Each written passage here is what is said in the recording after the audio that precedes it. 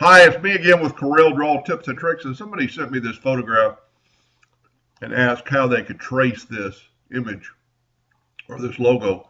This is an image that you could possibly trace, but you'd be a lot better off just to create it and just kind of redraw it.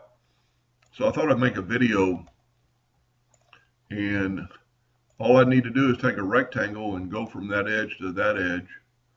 And the picture is probably on a little bit of a slant, so it's not going to be perfect. So if you can always start off with a better picture, but for the video, that's good enough. Now with the box selected, we're going to go to range and convert it to a curve. And then just take that node and just bring it to that corner. And then we'll bring that up just a little bit. We can bring this down just a hair. And there you've already got that part. And then just make a star the approximate size of that logo and see if it doesn't nest in, and it does pretty good.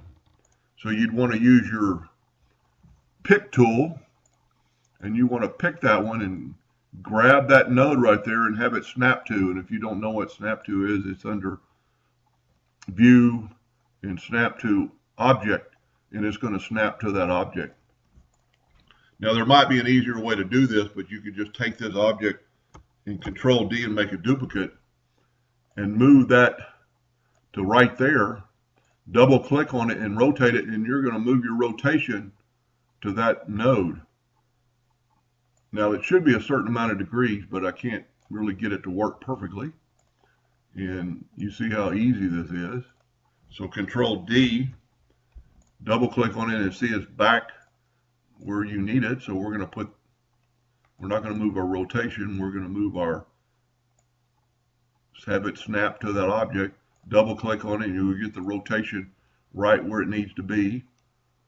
And if you were doing this for real, you would want to zoom in and make sure everything's perfect, and we're not perfect, but for the video it's good enough. Control D and make another duplicate and take that one and just move it to there. Double click on it, the rotation stays there, and then just have it go there. Control D and make another duplicate. Move that rotation to move that corner to there, and you're basically already there. And then just bring it down a little bit. And if I was going to do this for real, it takes more time and zoom in. But then you could just take and make all your, so you can hold down your shift key and select all your shapes and click black. And then of course you would want to go and left click no outline. And there you have that logo. Pretty cool.